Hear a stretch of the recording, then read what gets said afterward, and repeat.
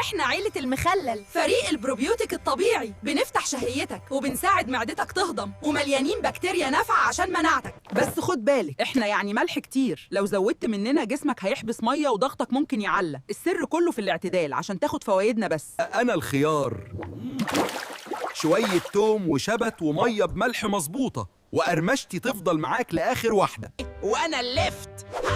السر كله في حتة بنجر صغيرة جنبي، هي اللي بتديني اللون الوردي الخطير ده.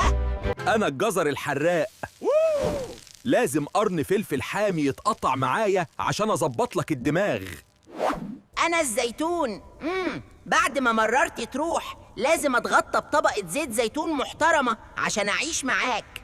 أنا الليمون اللي معصفر، حشوتي العصفر وحبة البركة، وبستوي في عصيري المركز من غير نقطة مية زيادة.